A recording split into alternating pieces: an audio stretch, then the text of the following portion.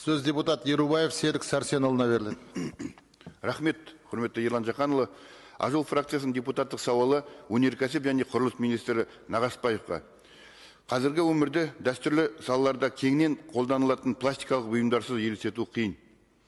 Алайда пластикалық қалдықтардың көлемінің өсуі, оларды қайта өңдеп, кәдеге асырып, қазіргі уақытта өте өзекті мәселеге арналып отыр. Қазақстанда полиэтилен терефталат қалдықтарын қайта өңдеу бойынша бірнеше завод жұмыс істеуде. Өңірлерді аралау барысында біз Түркістан облысындағы Бадам индустриялық аймағында орналасқан осындай заводтардың бірінде болдық. Заманауи жабдықталған завод пластикалық қалдықтарды полиэфирлі талшықтарға қайта өңдеуге бағытталған. Бұл өнім жол құрылысында, жеңіл өнеркәсіпте және басқа да салаларда сұранысқа ие. Өнімнің нарықтағы құны тоннасына $2,5 мың дейін жетеді. Өкінішке орай, бүгінгі күні заводтың қуаты 50%-дан кем жүктелген. Себеп шикізат тапшылығы. Оған себеп қазақстандық қоқыс полигондарынан жиналатын ПЭТ қалдықтарының негізгі көлемі белсенді түрде көрші елдерге импортталып жатыр. ПЭТ қалдықтары жаңа пластик бұйымдарын өндіру үшін пайдаланылатын негізгі қайталама шикізат болып табылады. Бүгінде Қазақстанның өзінің ПЭТ өндірісі жоқ.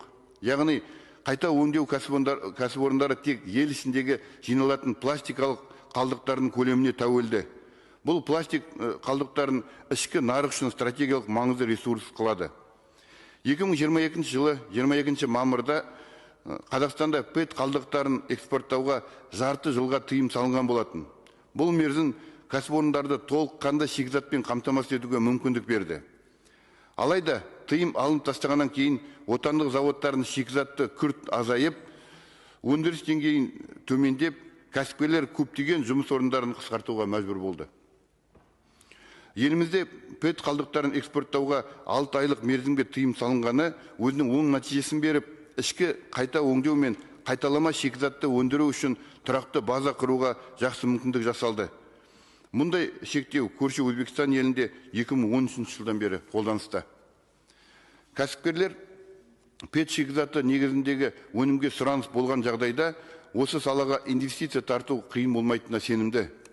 Инвесторлар қайта өңдеу кәсіпорындарын шикізатпен қамтамасыз ету проблемасын шешілуіне алаңдаушылықпен қарауда.